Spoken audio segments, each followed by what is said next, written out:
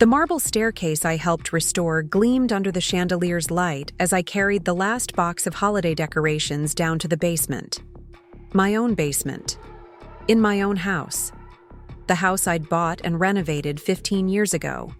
Back when I was Sarah Martinez, the ambitious architect who thought she could have it all. Now, as guests chatted above my head in what used to be my living room, I wondered how I'd become the hired help in my own home. Before we jump back in, tell us where you're tuning in from, and if this story touches you, make sure you're subscribed, because tomorrow I've saved something extra special for you. The holiday party upstairs was in full swing, and I could hear David's laugh booming from the grand foyer. That same laugh that once made my heart skip a beat now just made my stomach churn. David Chen, my partner of 12 years, had transformed from the sweet freelance graphic designer I'd met at a coffee shop into something I barely recognized. As I arranged tinsel in the basement, I could hear Jessica Rodriguez's voice cutting through the crowd above, her perfectly practiced socialite laugh echoing off the original crown molding I'd spent months learning to install myself. Jessica had started as David's intern at Zenith Design Studios 3 years ago, fresh out of Berkeley with her MBA and an uncanny ability to make herself indispensable. What began as networking events and client dinners had evolved into whispered phone calls and late-night strategy sessions that didn't include me. The basement, which I'd originally converted into an entertainment space complete with a wine cellar and home theater, had been deemed too casual for tonight's gathering of David's Silicon Valley connections. The Victorian mansion on Buchanan Street had been my dream project. When I first saw it in 2009, it was a decrepit shell with good bones and a price tag that made my real estate agent wince. But I had vision. I'd spent 2 years saving every penny from my architecture firm job, living in a studio apartment in the Sunset District, surviving on ramen and determination. The day I closed on the property was one of the proudest moments of my life. The deed, signed in my name alone, represented everything I'd worked for. David had moved in 6 months later, initially just to help with the renovation. He was between apartments, he'd said, and knew his way around power tools. What started as a temporary arrangement turned permanent when we fell in love over late-night painting sessions and shared takeout containers. He brought creativity to the project, suggesting bold color schemes and innovative storage solutions that elevated my structural restoration work. Together, we transformed the dying mansion into something extraordinary. The company had been my idea too. Zenith Design Studios began in this very basement, with just my architectural drafting table and David's laptop. We specialized in historic home renovations, combining my structural expertise with his design vision. Our first big break came when we restored the old Fillmore Theater's adjacent building, a project that landed us on the cover of Bay Area Home magazine. David's face had been front and center in that photo, while I was cropped out, reduced to a footnote in the caption mentioning the collaborative team effort. As I listened to the party guests discuss market trends and venture capital above me, I realized how gradually I'd been pushed to the margins of my own life. It had started with small things, David taking over client presentations because he was better with people, handling the company's social media because he understood the aesthetic, representing us at industry events because I was too busy with the technical work. I'd convinced myself it was a natural division of labor, that partnerships meant playing to each other's strengths. The basement where I now hid had become my refuge over the past year. Down here, surrounded by the original exposed brick walls and the vintage light fixtures I'd salvaged, I felt like the Sarah I used to be. The Sarah who could read blueprints like poetry, who spent weekends hunting through architectural salvage yards, who believed in the soul of old buildings. That Sarah seemed so far away from the woman who'd spent today's daylight hours arranging canapes and polishing silverware for a party in her own home. David had been explicit about my role tonight. "Sarah, honey, I need you to keep a low profile," he'd said over coffee that morning, not meeting my eyes. These investors are very particular about image. Jessica and I have been cultivating these relationships for months. He'd paused, stirring his latte with unnecessary concentration. "Maybe it's better if you handle the catering arrangements. You've always been good at that behind-the-scenes stuff." Behind-the-scenes stuff. In a house where every beam had been touched by my hands, where I'd personally sourced each vintage doorknob and restored every hardwood floor. I'd watched him escort Jessica through the rooms that evening, pointing out architectural details as if he'd discovered them himself.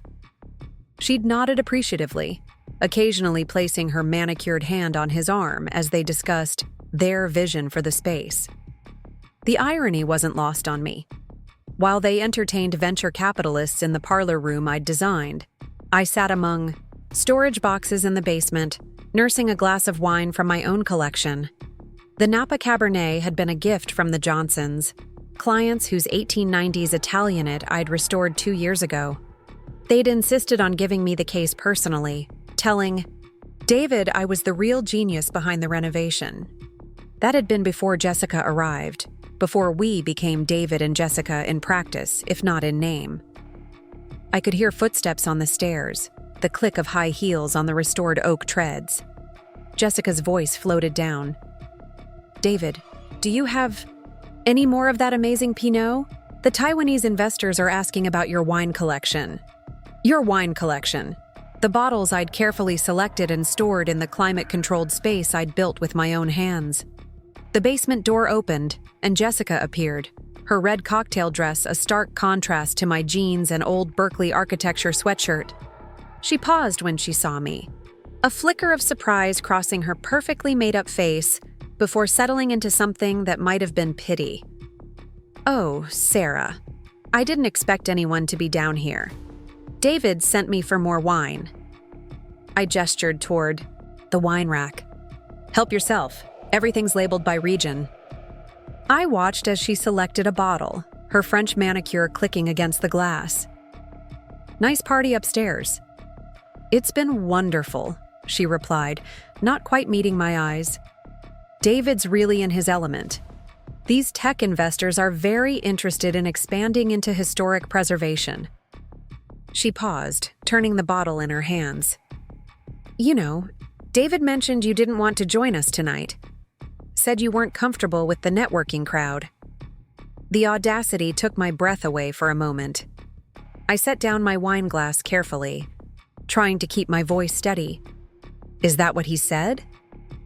The foundation wall behind me felt solid and cool, a reminder of the house's bones, of its strength. "Interesting interpretation." Jessica shifted uncomfortably, perhaps recognizing she'd ventured into dangerous territory. "Well, anyway, thanks for the wine. The caterers you hired did an excellent job." She turned to leave, then paused at the bottom of the stairs. "David's really good at this, you know. The socializing, the deal-making. It's probably for the best that he's taking the lead on business development. Some people are just naturals at it." After she disappeared upstairs, I sat in the quiet basement, surrounded by boxes of holiday decorations I'd collected over the years. Each ornament told a story. The handmade paper stars from the first Christmas David and I spent in the house, still covered in paint splatters from the ongoing renovations. The vintage mercury glass baubles I'd found at a flea market in Berkeley. The ceramic village pieces I'd painstakingly restored, painting tiny windows to replace broken ones. The truth was settling in my chest like cold morning fog over the bay. This wasn't about my comfort with networking or my ability to socialize. This was about being systematically erased from my own life, my own home, my own company. David hadn't just fallen for Jessica, he'd fallen out of respect for me. Or maybe, I realized with a sharp clarity that cut through the wine's warmth, he'd never truly respected what I brought to the table. I heard laughter from upstairs, David's voice carrying over the others as he told the story of discovering this house. The way he'd tell it, he'd stumbled upon this diamond in the rough and seen its potential when no one else could. The years I'd spent learning to plaster, mastering the art of window restoration, teaching myself electrical work to save money, all of it would be condensed into we found this place, and we decided to restore it. Standing up, I walked to the old steamer trunk I used for storage and pulled out a folder I hadn't looked at in years. Inside were the original property documents, the building permits, the contractor quotes I'd gathered. There, filed neatly, with all the other paperwork, was the original deed, Sarah Martinez, sole owner. Not Sarah Martinez and David Chen. Not Zenith Design Studios, LLC. Just me. My phone buzzed with a text from Carlos, my son from a previous relationship. He was 22 now, working as a junior architect at a firm in Oakland, following in his mother's footsteps. Mom, how's the party going? BTW, I found those old photos you wanted from the house renovation. Should I bring them by tomorrow? Preparing and narrating this story took us a lot of time, so if you are enjoying it, subscribe to our channel. It means a lot to us. Now back to the story. I smiled, imagining the look on David's face when Carlos showed those photos to the investors. Images of me in work boots and safety goggles, demolishing walls and installing plumbing. The basement suddenly felt too small, too much like a hiding place. I could hear the party winding down above, guests beginning to make their departures, David's voice thanking people for coming to our home. The possessive pronoun grated against my consciousness like sandpaper. When had I become so invisible in my own life? I climbed the stairs, emerging into the kitchen as the last few guests filtered out through the front door. The space, which I'd expanded by removing a wall and installing a skylight, still bore the marks of the evening's festivities. Champagne flutes lined the marble countertop I'd selected, small pools of condensation forming rings on the surface. David and Jessica stood by the entrance, waving goodbye to a couple I recognized from Bay Area architecture magazines. David turned as I entered, his expression shifting from the polished host smile to something more guarded. Sarah, there you are? I thought you'd gone to bed. Did you get all the decorations sorted for next weekend's client party? Next weekend, I echoed, realizing I knew nothing about another party in my own home. The Rosenbergs. They're considering us for their Noe Valley Victorian. He said it casually, as if party planning in my house was simply expected. Jessica thought a holiday gathering would be a nice way to show off our design sensibilities. Our design sensibilities. In the house I'd bought, restored, and maintained, I looked at Jessica, who had the grace to look slightly uncomfortable. She knew. Maybe she'd always known. David, however, seemed genuinely oblivious to the weight of what he'd just said. I think we should talk, I said quietly, my voice steady, despite the tremor I felt inside. About the house, about the company, about everything. David glanced at Jessica, a quick exchange I couldn't read, before turning back to me. Sure, honey, but it's late, and we've got that early meeting with the Piedmont Avenue clients tomorrow. Can it wait? The easy dismissal, the automatic postponement, the assumption that my concerns were secondary to business schedules, it all crystallized into a moment of absolute clarity. No, it couldn't wait. I'd been waiting for years, letting myself be pushed further and further into the background of my own life. Actually, I said, my voice finding strength I hadn't felt in months. It can't wait. Jessica, I think it's time you headed home. Jessica looked at David, who nodded almost imperceptibly. Of course, she murmured, gathering her coat. David, I'll see you tomorrow. She paused at the door, looking back at us. Thank you for hosting tonight, Sarah. The house really is beautiful. After she left, the silence in the kitchen felt heavy. David began clearing glasses, his movements efficient and familiar. We'd cleaned up countless times in this kitchen, together, talking about clients and designs, laughing over shared jokes. When had that easy companionship been replaced by this careful distance? David, I began, watching him rinse crystal flutes at the sink I'd installed. When did I become staff in my own home? He set down the glass he was holding and turned to face me, leaning against the counter. Sarah, you're not staff. You're my partner. But these investors, they expect a certain presentation. You understand? No, I don't understand. The honesty felt strange on my tongue. Help me understand why Jessica introduces herself as the lead designer. Help me understand why client contracts now have her signature instead of mine. Help me understand why I was expected to decorate the basement while she hosted a party in my living room. David ran his hand through his hair, a gesture I once found endearing, but now recognized as his way of buying time when confronted. It's not about whose living room it is. It's about what's best for the business. Jessica's good with investors. She speaks their language. And I don't? I could feel something shifting inside me, like tectonic plates finding new positions. The same me who secured our first bank loan? Who negotiated with the planning commission for the Fillmore project? Who literally built half of this business with her own hands? That was different. The industry's changed. It's all about networking and social media presence now. You've been so focused on the technical side lately. I've been focused on the technical side because someone has to be, I interrupted, my voice rising slightly. While you and Jessica are out at wine tastings calling them client development meetings, someone needs to ensure the structural integrity reports are filed. The permits are processed, the actual work gets done. David's expression hardened.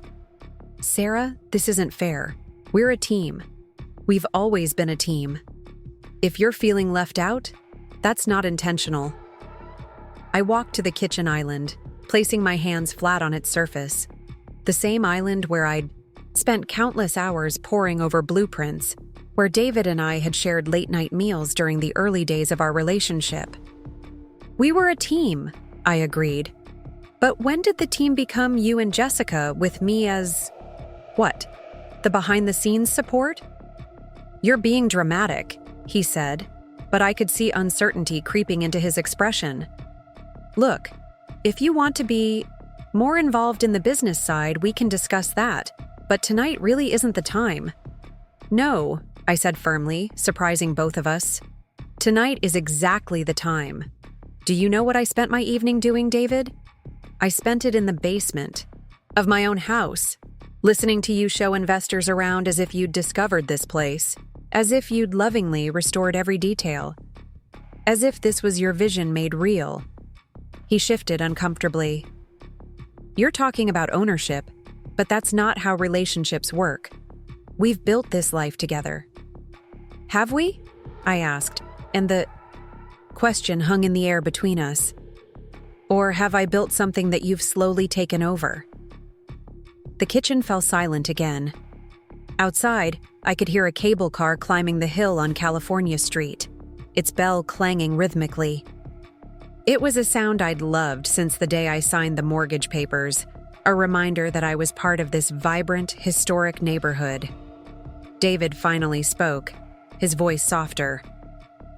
Sarah, what do you want me to say? That Jessica and I have gotten close? That she understands the business in ways that maybe you don't anymore? Yes, things have evolved, but that doesn't mean what we've built together means any less.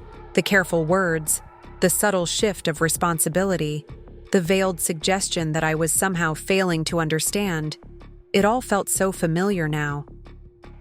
This was the pattern we'd fallen into, where my concerns were reframed as misunderstandings, where my contributions were acknowledged but subtly diminished. You know what, David? I said, walking to the drawer where I kept important documents. I want to show you something. I pulled out the deed to the house, unfolding it on the kitchen island.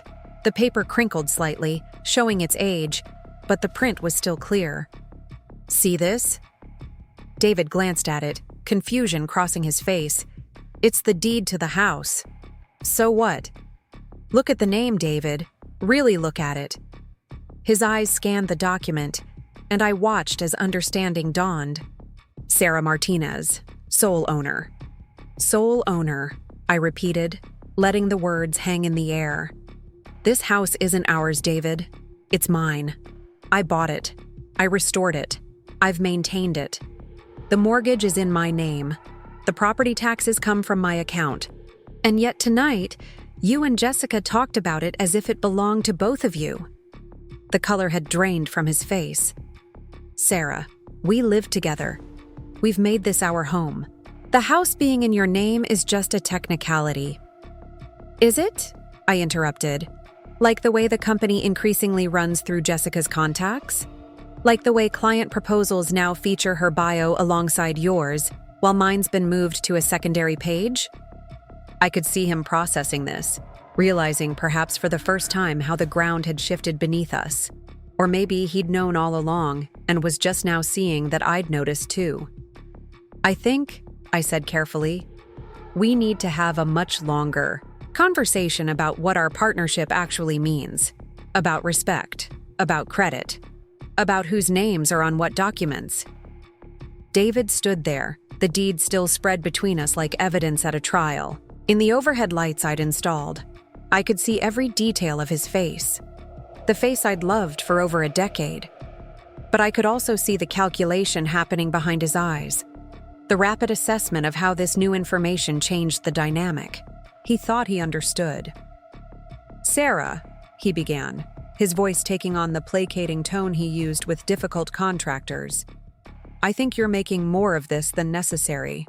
We're partners in every way that matters. The deed is just paperwork. Everything in business is paperwork, David, I cut in. And right now, the paperwork says I own this house. The paperwork says our company's LLC lists me as the founder. The paperwork that Jessica's been so eager to modernize and streamline? Maybe we should go through all of it together. I folded the deed and put it back in the drawer, then turned to face him fully. Tomorrow, I want to see every contract, every client agreement, every business document. I want to understand exactly how my role has been reframed over the past 3 years. David's jaw tightened. Is this some kind of power play? Because I brought home clients tonight? Because Jessica and I have been developing business, relationships? No, I said quietly. This is me remembering that I have power in the first place. Power I gave away slowly, without even realizing it. But tonight, sitting in my own basement while someone else played hostess in my living room, I remembered something important. What's that? I met his gaze directly, feeling something I hadn't felt in years. Certainty. I remembered who built this. All of it. And I realized it's time to stop apologizing for taking up space in my own life. The standoff in the kitchen stretched between us. Years of assumptions and gradual erosion suddenly made visible. David opened his mouth to respond, but I held up my hand. It's late, I said, and we both have a lot to think about. But tomorrow everything changes. We're going to have a very different conversation about partnerships, respect, and whose name is on what deed. As I walked upstairs to what had once felt like our bedroom, I could feel the foundation of the house solid beneath my feet. The same foundation I'd personally reinforced. The same studs I'd helped place. The same skeleton of a building I'd brought back to life. This house knew my hands, my vision, my determination. And tomorrow, I'd make sure everyone else remembered it too. The marble staircase creaked in the exact spot it always had, the third step from the top needing the same repair I'd been putting off since the restoration. As I climbed, I could hear David still in the kitchen, the clink of glasses being washed. Normal sounds in a house that was about to become anything but normal. In the master bedroom, I sat on the edge of the bed I'd helped assemble, looking out the bay window I'd personally restored, its original wavy glass catching the streetlights. Outside, tomorrow would bring a reckoning.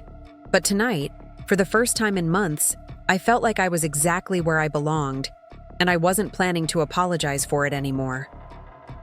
The morning came too quickly, sunlight streaming through the bay windows and casting long shadows across the hardwood floors I'd refinished twice. David's side of the bed was empty when I woke. the indentation in the mattress still warm. I could hear him moving around in the bathroom, the familiar sounds of his morning routine: electric toothbrush, shower running, the careful arrangement of products on the marble countertop that I'd salvaged from a 1920s hotel renovation. I lay there for a moment, staring at the intricate crown molding I'd learned to install by watching countless YouTube videos and making numerous mistakes. The room felt different in daylight, less like a sanctuary and more like a battlefield, waiting to be discovered. Last night's clarity hadn't faded with sleep. If anything, it had crystallized into something harder, more determined. By the time I made it downstairs, David was already in the kitchen, nursing a coffee and scrolling through his phone. He'd laid out his usual breakfast: Greek yogurt, organic granola, and sliced almonds in the ceramic bowl set I'd picked up at a pottery sale in Sausalito. Everything looked normal, domestic, like we were still the couple who shared renovation dreams over takeout pizza and cheap wine. "Morning," I said, deliberately casual as I moved past him to start my own coffee. The Italian espresso machine, a housewarming gift I'd given him 6 months after he moved in, gurgled to life. "Hey." He didn't look up from his phone immediately, and when he did, his smile seemed rehearsed. "Listen, about last night. I think we both got a little heated. Maybe we need to step back and look at this more rationally." I turned to face him, mug in hand, and waited. This was David's usual approach to conflict: sleep on it, minimize it, reframe it as mutual misunderstanding. I'd watched him use the same technique with contractors who questioned his design choices or clients who challenged timelines. "I've been thinking," he continued, setting down his phone with deliberate care, "and you're right that we should be more collaborative in how we present the business. Maybe Jessica has been a bit overeager in taking the lead. She's young, ambitious, you know how it is." The careful wording wasn't lost on me. Not taking responsibility, not acknowledging the systematic nature of my exclusion, just vague admissions that could be walked back later, and placing the blame on Jessica's ambition rather than his own choices. "David," I said, setting my coffee down on the island where the deed had been spread 12 hours earlier, "I want to see all the business documents, today, before we have any more client meetings or investor calls." His expression shifted, a flicker of something, annoyance, concern, passing across his features before he regained his composure. "Of course, though I'm not sure what you expect to find. We've always been transparent about the business." "Have we?" I pulled out my laptop from where I'd left it on the counter. "Because I've been thinking too, and I realized I haven't seen a complete financial statement in over 18 months. I haven't been included in contract negotiations for the last 6 major projects, and I couldn't tell you who our current investors are." David shifted in his chair, his breakfast forgotten. "Sarah, you've been so focused on the technical side of things. We didn't want to burden you with the administrative details. You hate that stuff." "I never said I hated it. You decided I hate it. There's a difference." I opened my laptop and started a new document. Title it simply, Business Inventory. Let's start with our client list. Current active projects. Look, I really need to get to the office. Jessica's probably wondering where I am, and we have that 10 o'clock with the Knob Hill project. "Then you'll be late," I said, my voice steady. "Because this conversation happens now." Something in my tone must have registered because David finally stopped fidgeting with his phone and gave me his full attention. Really looked at me, perhaps for the first time in months. "What's gotten into you, Sarah? This isn't like you." "No," I agreed, taking a sip of coffee that tasted bitter despite the careful grinding and measuring. "This exactly like me. You've just forgotten who I am." The doorbell chimed, the original brass fixture I'd rewired myself, interrupting whatever response David might have made. We both glanced toward the front door, neither moving to answer it. Are you expecting someone? I asked. No, you? I wasn't, but something about the timing felt significant. I walked to the door, peering through the restored glass side light. A woman in a crisp navy suit stood on our front steps, holding a leather portfolio. When I opened the door, she smiled professionally. Ms. Martinez, I'm Patricia Williams from Bay Area Historic Preservation Society. I believe we have a 9 o'clock appointment? The name clicked immediately. Patricia Williams, one of the first employees I'd hired when Zenith Design Studios was still operating out of this basement. She'd been our lead designer for 3 years before leaving to join the Preservation Society 18 months ago. The timing of her departure now seemed suspiciously aligned with when I'd started being edged out of business decisions. Patricia, of course. Please come in. I stepped aside, aware of David's questioning look from the kitchen. She entered with the confident stride of someone familiar with the space. Your house is still as stunning as I remember. That chandelier restoration came out beautifully. Her gaze moved to David in the kitchen. Oh, hello, David. I didn't realize you'd be here. I wasn't planning to be, he said, standing but not approaching. The tension between them was palpable, confirming my suspicions that Patricia's departure hadn't been entirely voluntary. Let's go to my office, I suggested, gesturing toward the converted sunroom off the main hallway. During the renovation, I'd transformed it into a workspace with built-in bookshelves and a drafting table I still used for hand sketches. Patricia settled into the client chair across from my desk, opening her portfolio with familiar efficiency. Sarah, I'll be direct. When I left Zenith 18 months ago, I had concerns about how the company was evolving. I believe you weren't fully aware of some decisions being made. David appeared in the doorway, clearly having followed us. Patricia, if you're here to cause trouble, I'm here, she interrupted firmly, because Sarah called me yesterday and asked me to review some documentation about the business. As a former employee and someone who cares about her, I accepted. I blinked, momentarily confused. I called you yesterday? Patricia's eyebrows raised slightly. Yes?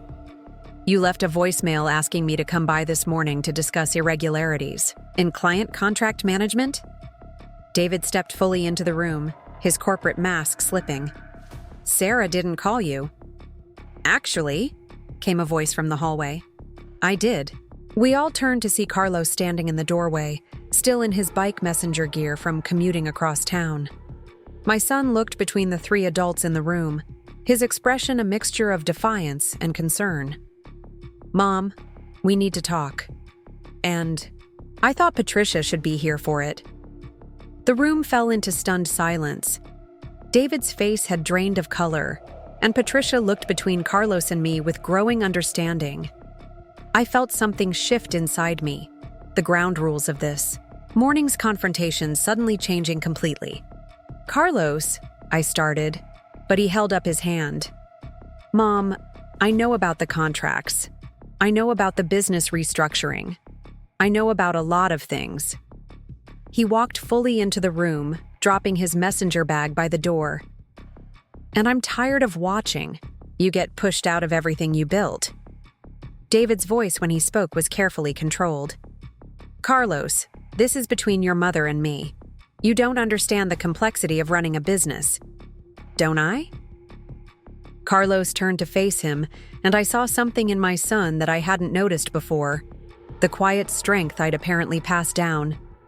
Because I've spent the last 6 months working with Morrison and Associates, handling legal documentation for architectural firms, I understand more than you think. Patricia opened her portfolio and spread several documents across my desk. Sarah, these are copies of contracts from the last year. Carlos found them through public records requests and city filing databases. I think you need to see them. I moved to my desk, Carlos flanking me on one side while Patricia remained seated. David stayed by the doorway, his retreat subtle but noticeable. The first document was a contract for the Presidio Heights Revitalization Project. My hands trembled slightly as I read the signature lines. David Chen, principal designer, and Jessica Rodriguez, lead project manager. My name appeared nowhere on the contract worth over $200,000. This project used my original research, I said quietly, staring at the blueprint attachments. I spent 2 months in the city archives documenting the original building plans. Carlos handed me another document. The Noe Valley Victorian restoration. Check the business account information. I scanned it, feeling my chest constrict. Payment would be deposited into an account I didn't recognize. Not our joint business account, not the company checking I'd set up 5 years ago. Where is this money going? I asked, though part of me already knew. Patricia cleared her throat gently. There's something else. Carlos and I discovered that a new business entity was registered 6 months ago. Chen Rodriguez Design Solutions. It's been taking over contracts from Zenith Design Studios. The room spun slightly. I gripped the edge of my desk, my knuckles white against the dark wood. Show me. She handed me a printout of California business registration documents. There it was, clean and legal. David Chen and Jessica Rodriguez, as co-founders of a new LLC. Registered address, the Zenith office space. Same equipment, same contacts, new company. You've been stealing our clients, I said, looking directly at David. You've been siphoning work away from Zenith, away from me to this new company. David's carefully constructed persona finally cracked. Sarah, it's not that simple. We needed to be more agile, more modern. The investors wanted to see fresh energy in the company leadership. So you created a competing business using our existing infrastructure? Patricia's voice was sharp with professional outrage. David, that's not just unethical, it's potentially illegal. Carlos stepped forward, pulling out his phone. There's one more thing, Mom. This morning I drove by the office. There's a new sign on the building. He showed me a photo. The entrance. To our office space. But where Zenith Design Studios had hung for 5 years, a sleek new sign read, Chen Rodriguez Design Solutions. The betrayal was complete. Not gradual, not accidental, but methodical and deliberate. They hadn't just pushed me aside. They'd built an entirely new professional life without me, using everything I'd created as their foundation. When were you going to tell me? I asked, my voice steadier than I felt. Or were you just going to let Zenith slowly die while you moved everything valuable to your new company? David ran his hand through his hair. That gesture I now recognized as his tell when caught in a lie. We were protecting you, Sarah. You've been so stressed with the technical work, and the business side has gotten so complicated. We thought it would be easier for everyone if… Stop, I interrupted. Just stop. I turned to Patricia. From a legal standpoint, where do I stand? Well, since Zenith is still a registered entity with you as the primary owner, and these contracts were secured using Zenith resources, intellectual property, and client relationships, you have substantial grounds for legal action. The fact that they registered a competing business while still employee with Zenith could constitute a breach of fiduciary duty. I nodded slowly, processing this information.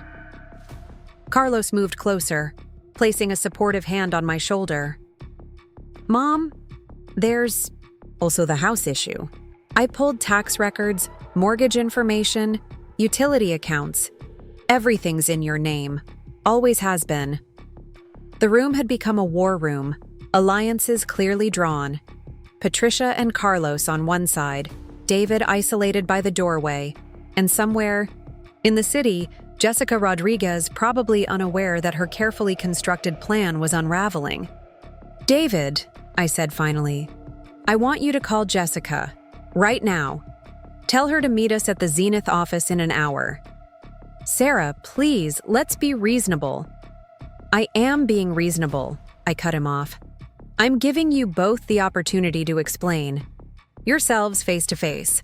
Otherwise, Patricia and I are driving directly to the office, and you can explain to the clients why they're suddenly seeing a different company name on their contracts. David's phone was already in his hand before I finished speaking. As he dialed, I caught Patricia's eye. She nodded slightly, understanding passing between us. This wasn't just about contracts or money. This was about recognition, respect, and the systematic erasure of my professional identity. While David made the call, I turned to Carlos. "Thank you," I said simply. "Mom, you trained me to notice details in drawings, to see what's not supposed to be there. It was pretty obvious something wasn't right when my own mother couldn't answer basic questions about her own company." "She's on her way," David announced, ending the call. "But Sarah, please understand, we never meant for this to go so far. It started as a simple business efficiency measure." "No," I interrupted, gathering the scattered documents into a neat pile. "It started the moment you decided my voice carried less weight than hers. It started when you stopped seeing me as a partner and began seeing me as an obstacle." Patricia stood, closing her portfolio. "Sarah, I recommend documenting everything. Photos, contracts, financial records, and consider hiring a business attorney. Someone independent." "Already on it," Carlos said, pulling a business card from his wallet. "Morrison and Associates specializes in partnership disputes and intellectual property. I spoke with them this morning." I took the card, feeling a mixture of pride in my son's initiative and sadness that it had come to this. 10 years ago, I never would have imagined needing lawyers to protect myself from David. "Let's go," I said, heading toward the door. "We'll take separate cars." David hesitated. "Sarah, before we do this, before we bring lawyers and accusations into this, can't we just talk? Really talk like we used to?" I paused, studying his face. For a moment, I could see the man who'd moved into this house promising to be my partner in all things. But I could also see the man who'd spent months orchestrating my professional disappearance. "David, we're going to talk. We're going to talk. About every contract, every decision, every time you and Jessica decided what was best for me without consulting me. We're going to talk about respect and partnership and what it means to build something together versus tearing it apart." "Walk to the front door," Patricia and Carlos following. As I reached for the handle, I turned back one last time. "And yes, we're going to talk about this house, about whose name is on the deed, about who's actually been paying the mortgage while you and Jessica plan parties and investor meetings." David stood in the hallway, looking smaller somehow in the space we'd once shared.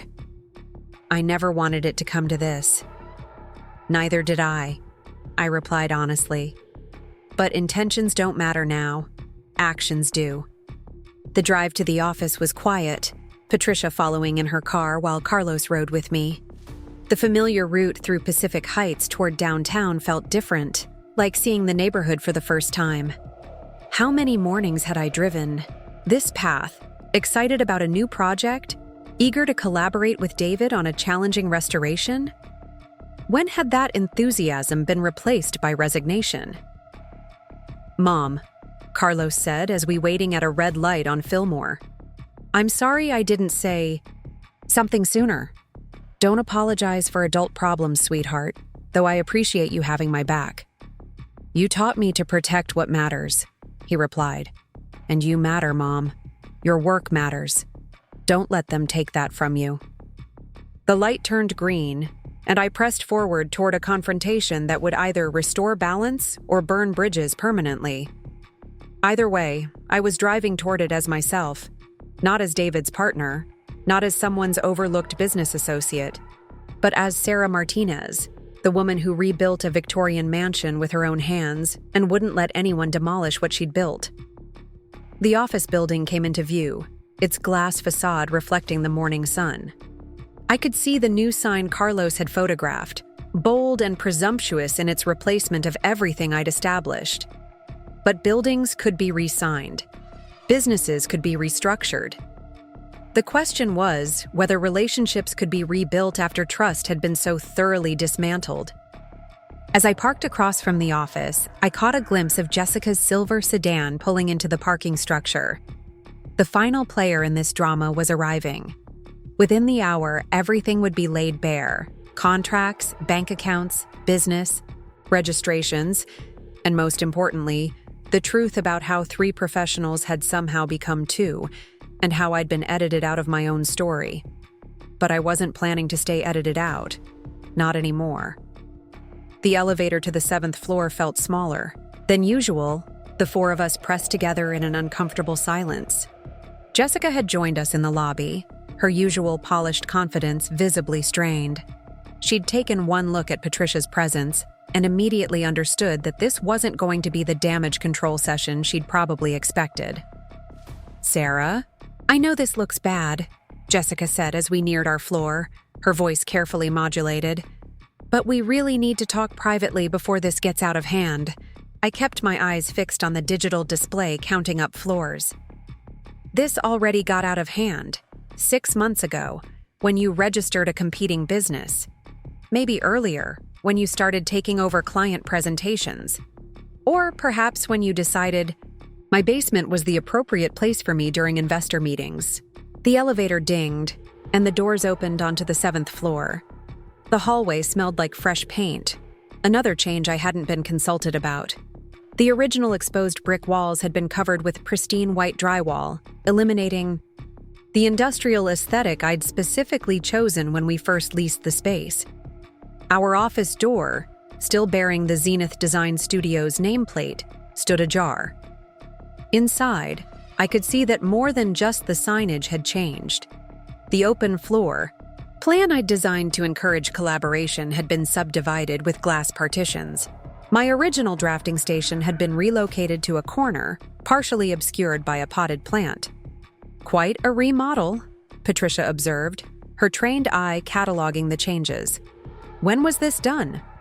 "Last month," Carlos answered, pulling out his phone again. "I've been documenting the changes. Want to see the before pictures?"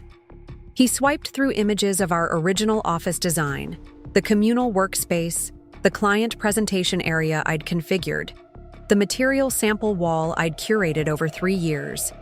It felt like looking at photographs of a ghost town, familiar, but eerily abandoned.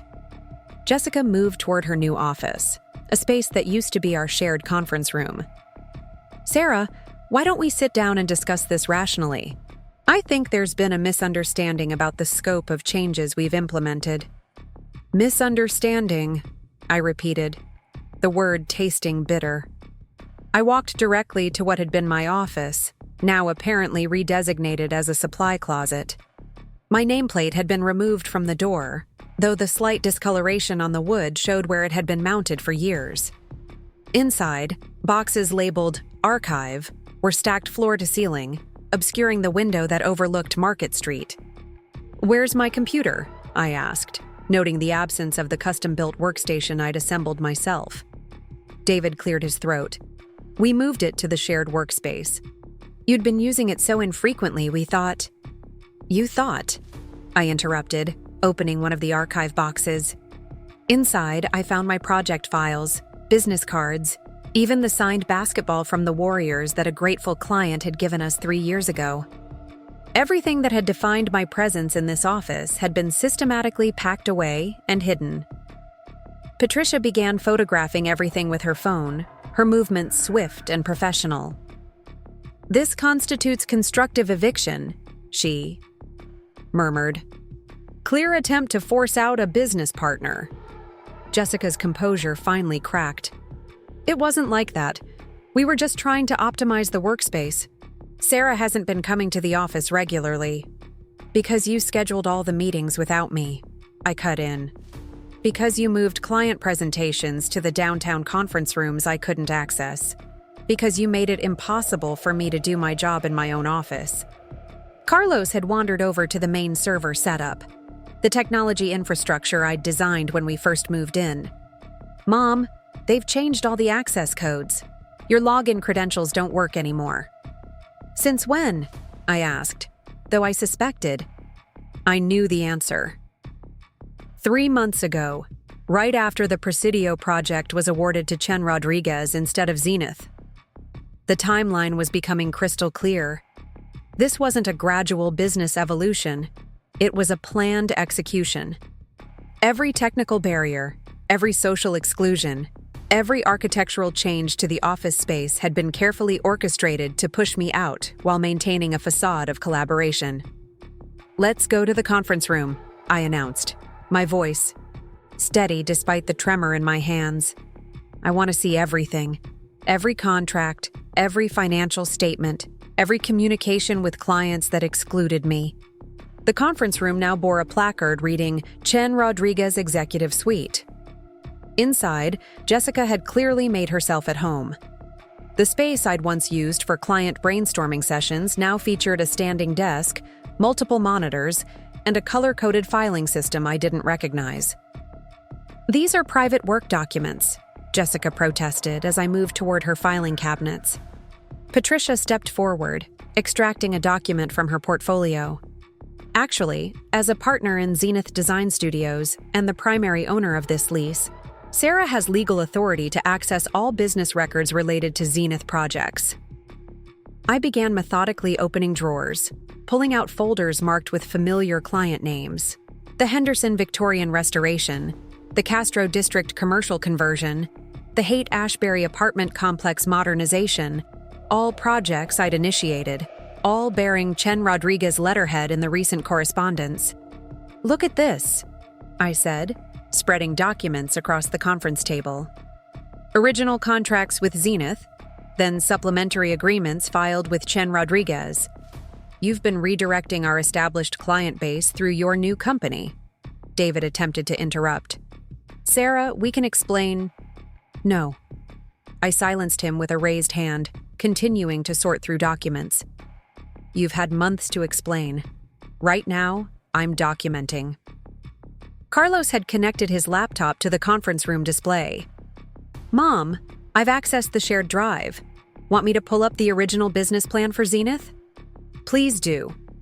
The screen filled with the document I'd drafted 5 years ago. My vision statement, my market analysis, my proposed company structure, all bearing my digital signature as lead architect and founder. Beside it, Carlos pulled up the Chen Rodriguez business plan.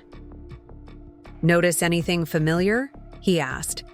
The similarities were undeniable.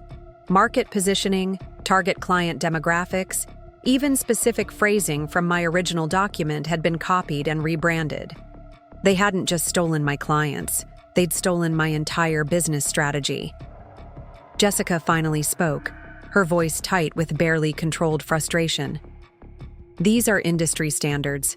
Every restoration firm targets the same market segments. You can't claim ownership of business approach." "Can't I?"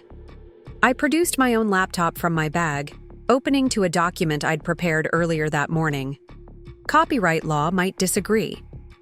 While business plans themselves aren't copyrightable, the specific architectural methodology, the historical preservation techniques I developed, and the proprietary client relationship management system I created for Zenith are all documented intellectual property.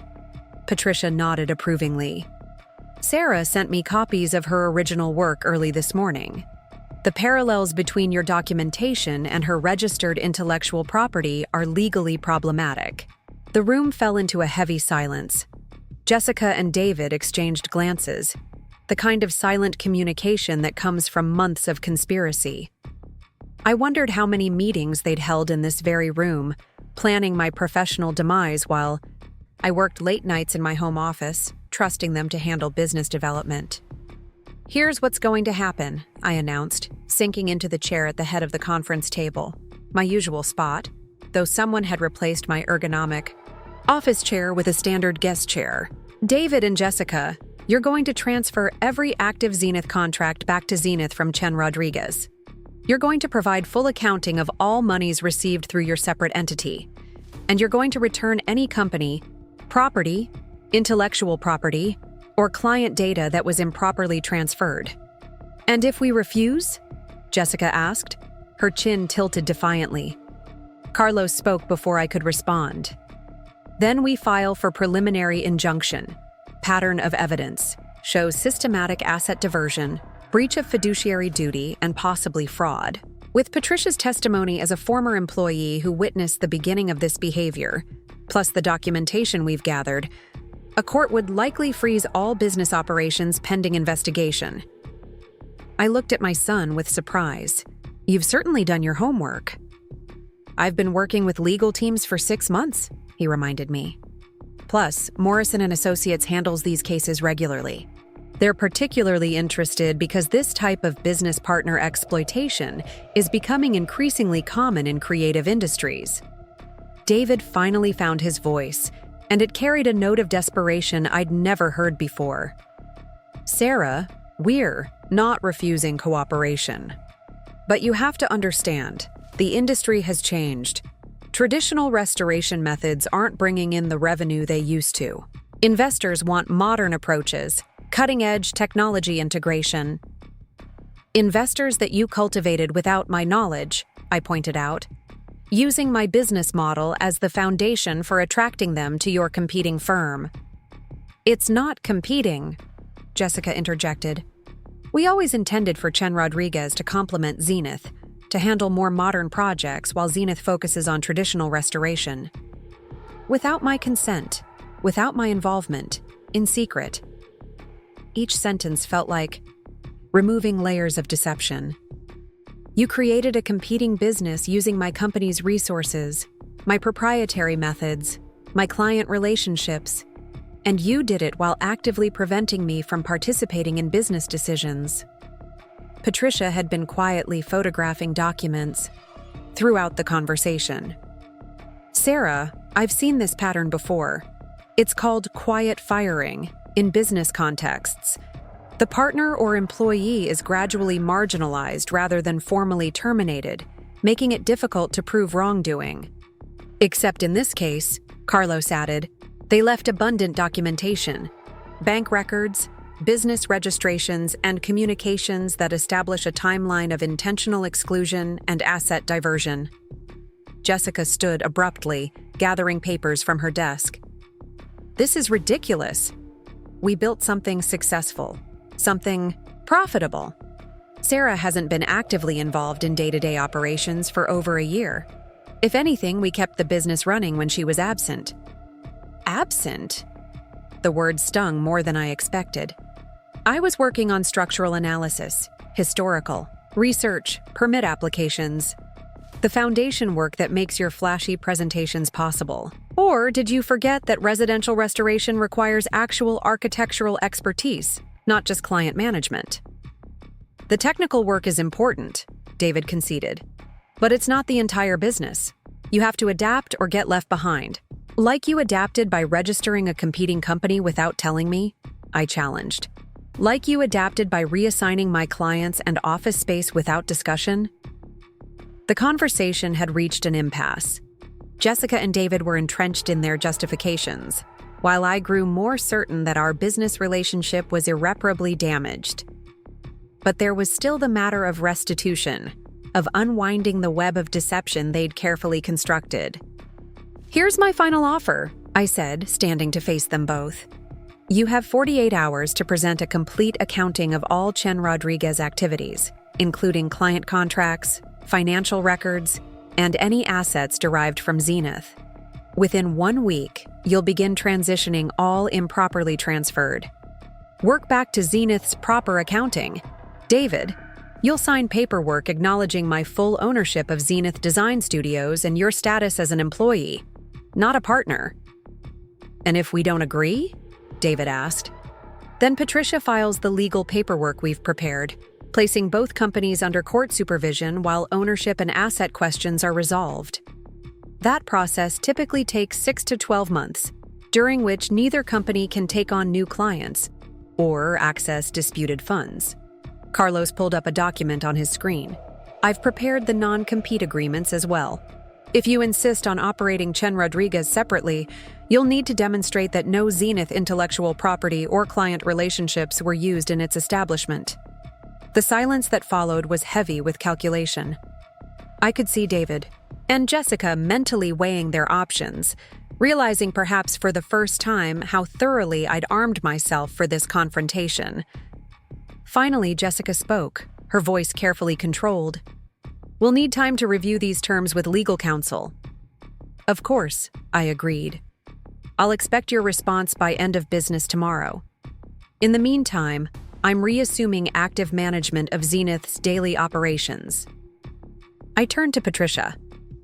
Would you be willing to act as interim operations manager? I'll need someone I trust while we sort this out.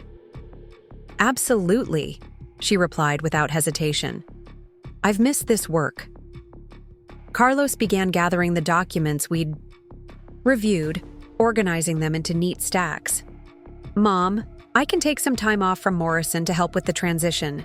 Someone needs to audit the digital assets and server migrations. As we prepared to leave, I took one last look around the office that had once felt like home. The changes made without my consent now seemed less like betrayal and more like evidence of how far David and Jessica had been willing to go to erase my presence. There's one more thing, I said, stopping at the door. The lease on this office space is in Zenith's name, with me as primary signatory. If Chen Rodriguez wants to maintain a presence here, we'll need to renegotiate terms or find alternative arrangements. The implication was clear. They could cooperate with the reintegration of Zenith's structure, or they could start their new business from scratch without the foundation I'd built. The choice was theirs, but they would no longer make it at my expense. Walking out of that office, flanked by Patricia and Carlos, I felt something I hadn't experienced in months: control. Not just over the immediate situation, but over my own narrative. For too long, I'd allowed others to edit my story, to diminish my role, to archive my contributions. But legal documentation, intellectual property rights, and ownership records were harder to edit than office spaces or social dynamics. And as we rode the elevator down, I realized that the most important discovery wasn't what David and Jessica had taken from me, but what I'd allowed myself to forget I possessed. The elevator doors opened onto the lobby, and I stepped out with renewed purpose. There was still much to unravel, many difficult conversations ahead, and possibly a protracted legal battle to face. But now I had clarity about who the real architect was in this situation, in both the literal and figurative sense. Tomorrow would bring new challenges, but tonight I would sleep in my own house, in the bedroom with the crown molding I'd installed, having reclaimed my position at the drafting table where it all began. The next 24 hours passed in a blur of phone calls, document reviews, and strategic planning sessions. I'd converted the dining room of my house into a war room, spreading contracts across the mahogany table I'd rescued from a 1930s hotel demolition. Patricia had taken leave from her job to help coordinate the transition, and Carlos had indeed requested time off from his firm to manage the technical aspects of asset recovery. My phone rang constantly, clients who'd heard whispers of change, contractors concerned about project timelines, and suppliers who'd noticed unusual account activity.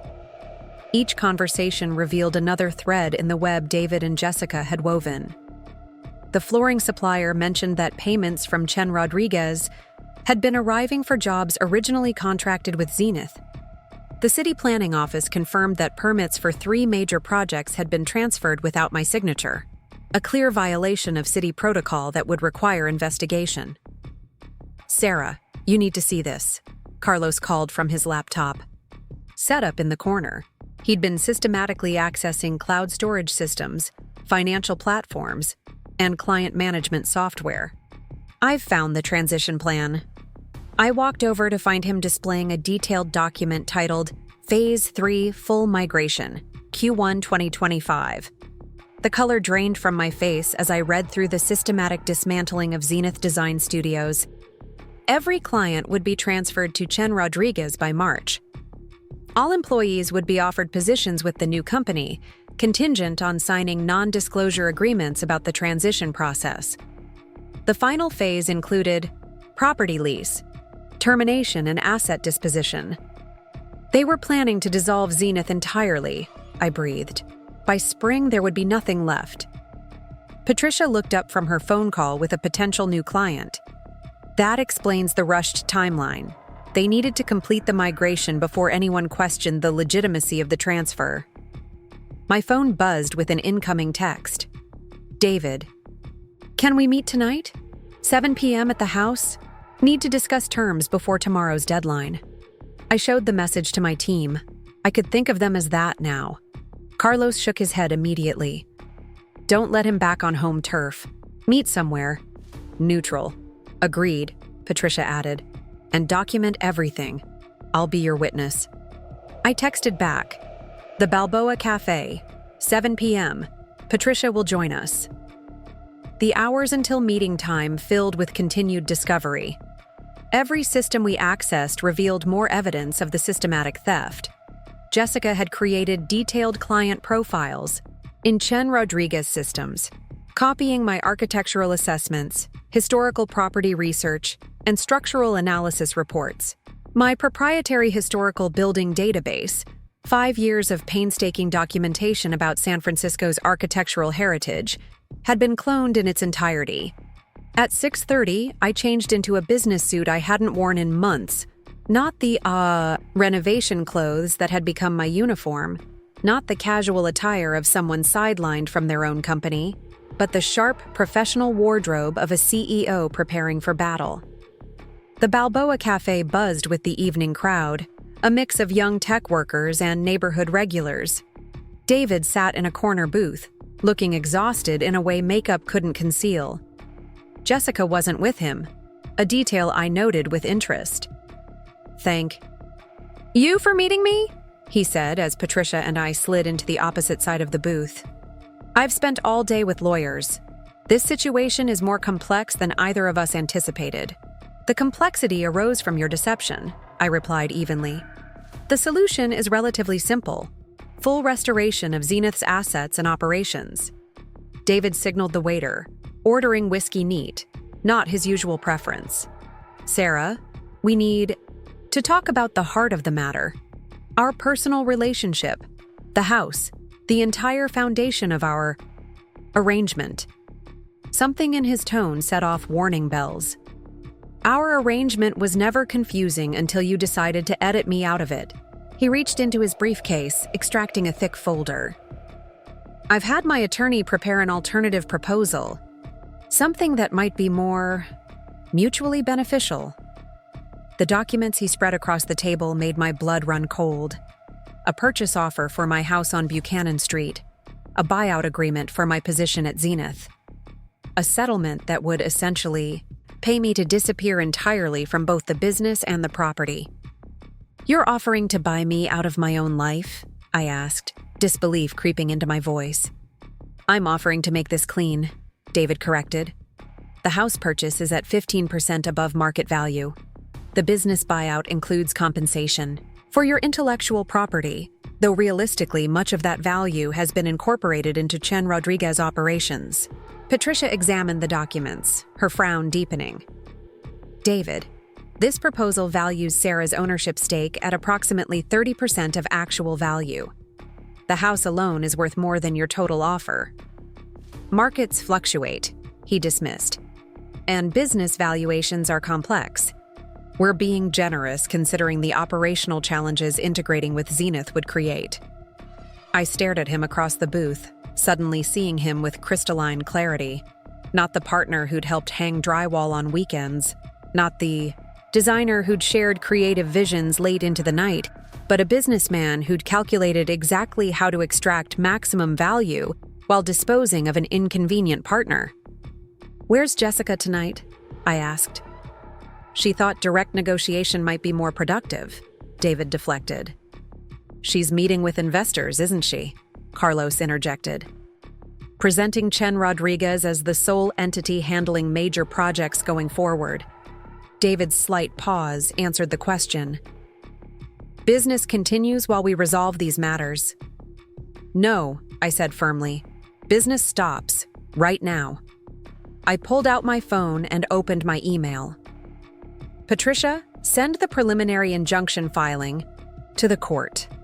Document everything David just presented as evidence of sustained bad faith negotiation. Oh, Sarah, wait, David started, but I held up my hand.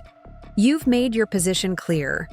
You want to erase me professionally and personally, offering compensation that insults both my intelligence and my contributions. You've shown your hand. Completely. I stood, gathering the purchase offer documents. These prove premeditation. You didn't just stumble into betrayal, you planned it systematically. The house purchase shows you always knew where the power lay. The business buyout reveals you understand the value of what you stole, even as you try to minimize it.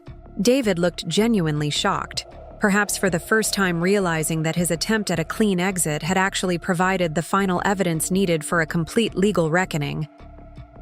Patricia will file everything tonight, I continued. By tomorrow morning, Chen Rodriguez will be frozen pending investigation. Zenith's accounts will be secured, and we'll see exactly how the courts value forced business dissolution and property manipulation. As we prepared to leave, David grabbed my arm. Sarah, please. This doesn't have to be nuclear. We can still find middle ground. I looked at his, hand on my arm, then met his eyes. The middle ground was 6 months ago, when you could have talked to me about business direction. It was 3 months ago, when you could have been honest about difficulties instead of creating a shadow company. It was last week, when you could have invited me to participate in my own business instead of relegating me to the basement during investor meetings. Patricia had already started making phone calls from her car. Through the window, I could see her pacing, phone pressed to her ear, clearly speaking with legal counsel about expediting filings. The house offer is genuine, David tried again. Market value plus premium. You deserve that much. I already own the house, I reminded him. Fully paid mortgage, deed in my name, property taxes current. Your generous offer to buy something I already possess shows exactly how far from reality this situation has drifted. Carlos appeared at my side, having returned from following Patricia outside. Mom, the legal team wants to review all documents tonight. They're filing for immediate asset protection orders to prevent further transfers. I nodded, then turned back to David one final time. You had multiple opportunities to include me, to respect my contributions, to treat me as an equal partner in everything we built together. Instead, you chose calculated exclusion, systematic theft, and now, attempted buyout of property that was never yours to purchase. The cafe had quieted, other patrons pretending not to listen to our conversation. David sat alone at the booth, his carefully prepared documents suddenly worthless confetti in a game he'd critically misplayed. Outside, the evening fog was rolling in from the ocean, typical for December in San Francisco. But I felt clear-headed, focused, energized by the certainty of my position. The war room back home was ready for whatever came next. Patricia finished her call and joined us on the sidewalk. Legal teams are mobilizing. We'll have preliminary freezing orders by morning, plus a full audit trail of all asset migrations. David's offer actually helps our case tremendously. It acknowledges ownership and value while demonstrating intent to appropriate them. What happens now? Carlos asked. Now we document everything, I replied. Every communication, every financial transfer, every attempt to pressure or negotiate. And we rebuild Zenith properly, with clear ownership structure and transparent operations. My phone buzzed with a text from an unknown number. This is Jessica. We need to talk. Alone. Tonight. Your house. 9 p.m. I showed it to Patricia and Carlos. Their immediate reaction was unanimous. Absolutely not. Actually, I said slowly, an idea forming. Maybe I should meet her, but not alone. Carlos, can you install some of your recording equipment in the living room? Patricia, would you be willing to be present but out of sight? What are you thinking? Patricia asked. I'm thinking Jessica might reveal more without David present.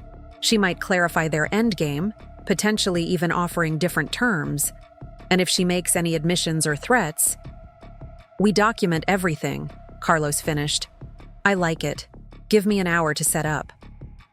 By 8:30, my living room had been transformed into a surveillance center. Carlos had positioned multiple recording devices with acoustic clarity, while Patricia had established herself in the kitchen with clear sightlines to the main conversation area. I dressed in jeans and an old sweatshirt, wanting Jessica to see me in my home environment, casual, comfortable, on my own turf. At precisely 9 o'clock, the doorbell rang. Jessica stood on my porch, designer coat pulled tight against the December chill. Gone was the polished professional appearance. She looked nervous, younger somehow without her carefully constructed corporate armor. "Thank you for seeing me," she began, stepping inside when I motioned her in. "I know today was intense." "That's one word for it," I replied, leading her to the living room, though calculated betrayal might be more accurate. She settled into the chair opposite. My couch, David's usual seat. "Sarah, I need you to understand something. None of this was meant to hurt you personally. Excluding me from my own business wasn't personal. It was business, necessary business." Jessica leaned forward, her voice dropping. "The industry is changing faster than traditional firms can adapt. We saw an opportunity to position for the future. By stealing my client base and intellectual property? By evolving past outdated models," she insisted. "Look, I respect what you built. I really do. But Zenith was becoming stagnant. Your focus on historical accuracy and traditional methods was limiting growth potential." I felt a flash of anger, but kept my voice steady. Growth isn't always the only measure of success. It is when you're trying to attract serious investment, Jessica countered. The tech money wants scalability, innovation, cross-platform integration. They want firms that can transform entire neighborhoods, not just restore individual buildings. "So you decided to transform my business by dismantling it?" Jessica sighed, running her hands through her hair. "We tried to bring you along. Remember? The workshops on modern architectural software, the seminars on investor relations. You resisted every change. I didn't resist change. I resisted abandoning the core principles that made Zenith successful in the first place." "And that's exactly the problem," Jessica said bluntly. "Your principles don't scale. Historical preservation is a niche market. We've spent months proving that Chen Rodriguez can capture market share Zenith never could access." I studied her carefully. This was different from David's attempts at justification. Jessica was being remarkably candid, perhaps calculating that honesty might achieve what manipulation hadn't. "Tell me about the endgame," I said. "What happens next?"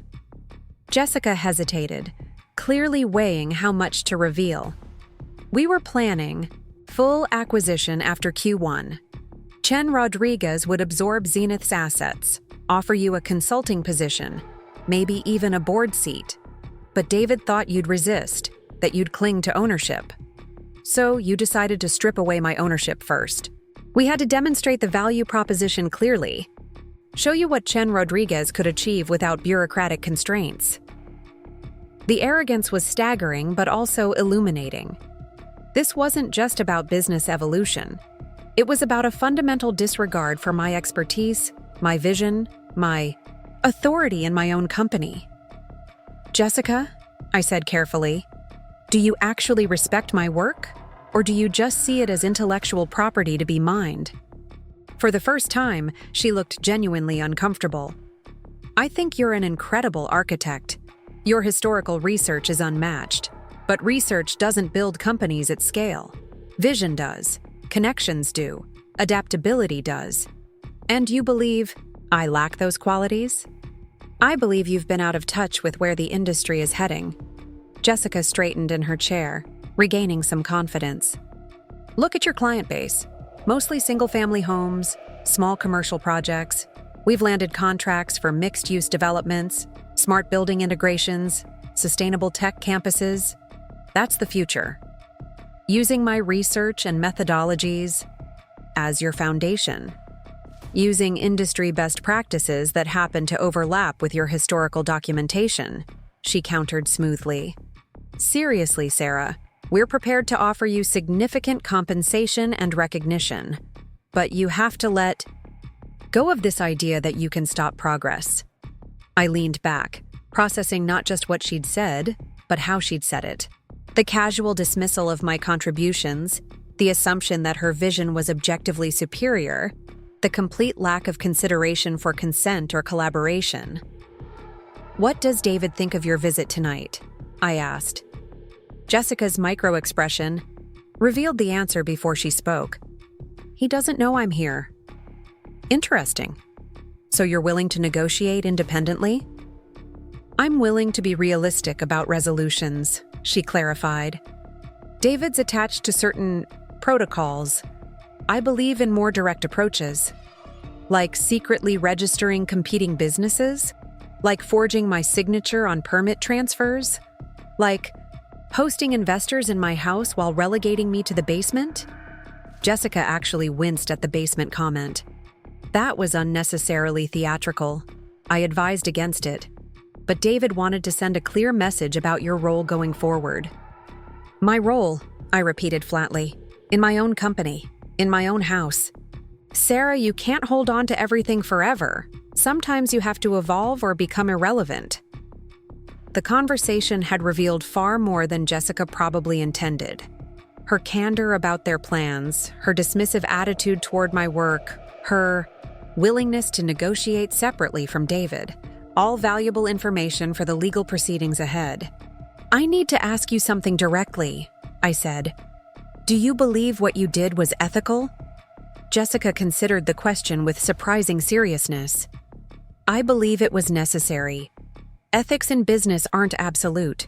They're situational, market-driven. We identified an opportunity and pursued it aggressively. That's how successful companies operate.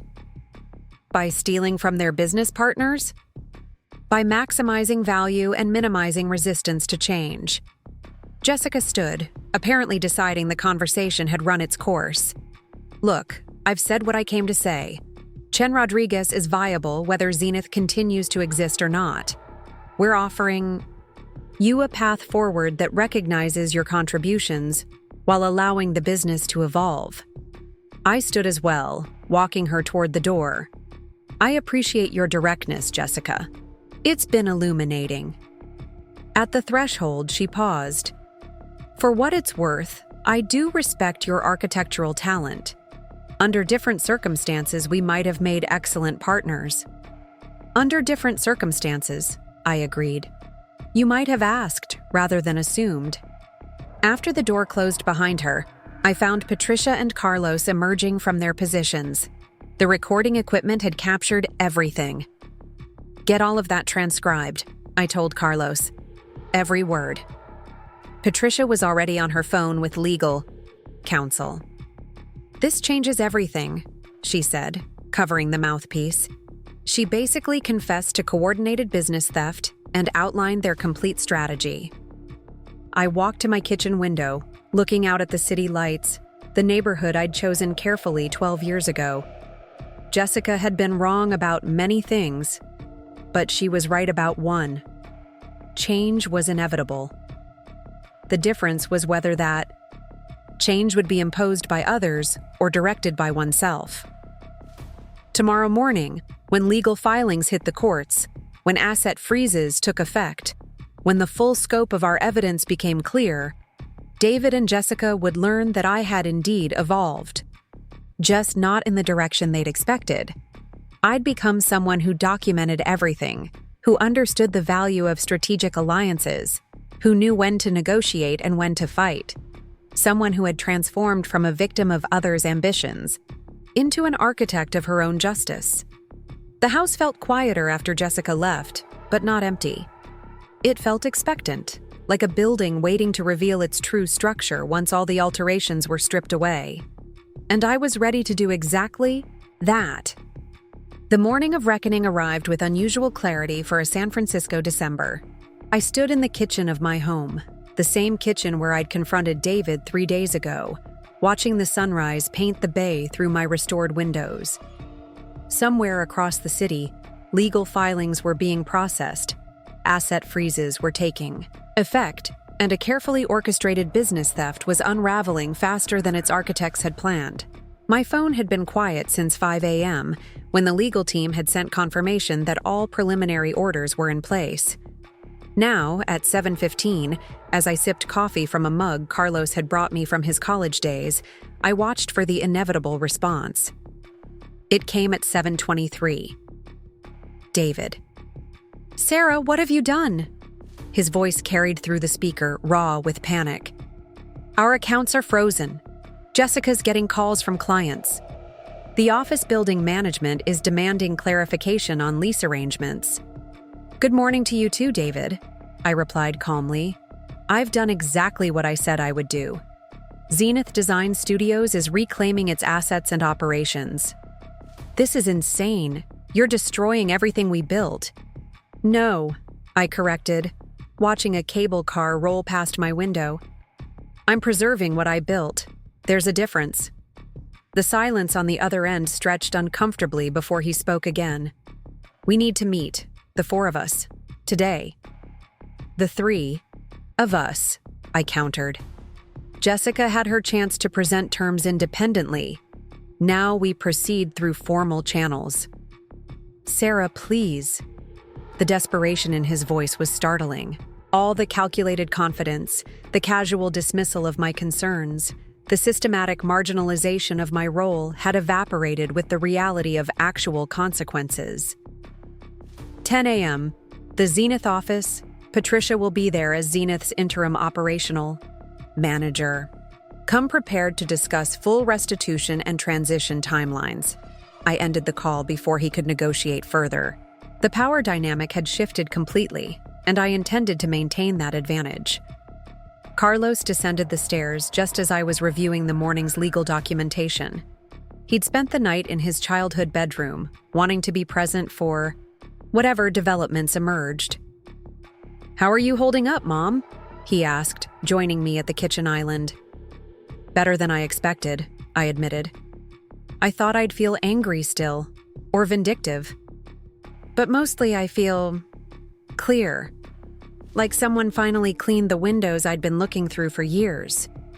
The legal team says the recordings from last night were exactly what they needed. Jessica essentially outlined the entire conspiracy on tape. Sometimes people reveal more when they think they're being generous," I mused. She genuinely believed she was offering me a reasonable exit strategy. Carlos poured himself coffee, leaning against the counter I'd helped install during the renovation. "Do you think they'll fight this in court?" "I don't think they have the resources or the evidence to mount a serious challenge." I gathered the documents into neat stacks. But more importantly, I don't think they have the stomach for it. Criminal business practice allegations are serious. The architecture board would investigate license revocations. The tax implications alone would bury them. The front door chimed, Patricia arriving precisely at 8 a.m. as promised. She carried a box of documents and wore an expression of grim satisfaction. "Good news," she announced, setting the box on the dining room table. 3 clients called this. Morning, wanting to transfer back to Zenith immediately. They were never informed about the company transition and want to maintain relationship with the original firm. "That's more than good news," I replied. "It proves the client poaching was done without consent. How many more are in the pipeline?" "Based on the contract review, potentially a dozen major projects that should revert once the legal situation clarifies." Patricia pulled out her laptop. "I've also prepared a preliminary staffing plan. Several employees want to return to Zenith. Properly. They felt pressured to move to Chen Rodriguez." I spent the next hour reviewing every detail Patricia had compiled. The scale of orchestrated deception was staggering, but so was the evidence for restoration. By 9:30, we were ready. The walk to the office felt dramatically different from earlier in the week. Instead of approaching as someone seeking answers to exclusion, I moved with the authority of someone reclaiming what was rightfully theirs. The building doorman nodded respectfully. He'd apparently been informed of recent legal developments. David and Jessica were already waiting in the conference room when we arrived. Jessica's professional armor was intact, but David looked like he hadn't slept.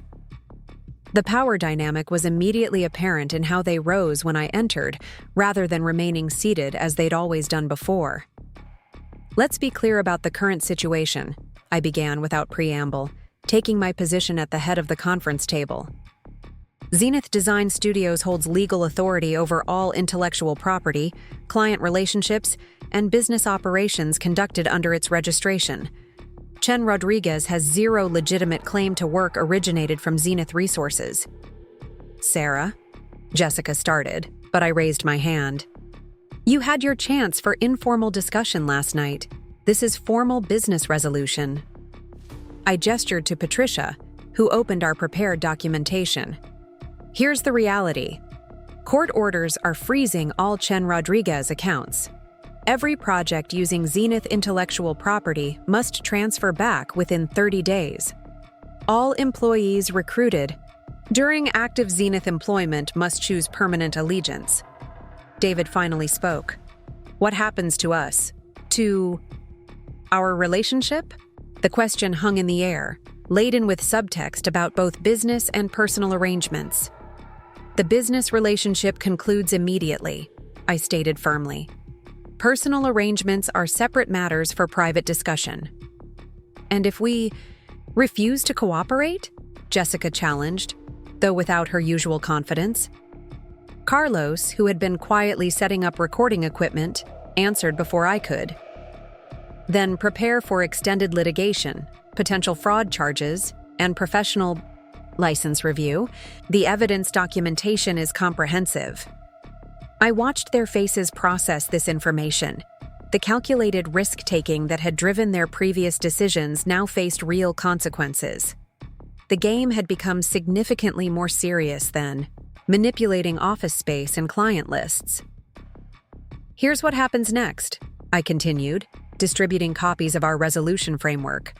"David, you'll sign formal acknowledgement that Zenith was always my sole creation and ownership. Your compensation structure reverts to standard employee level with performance metrics.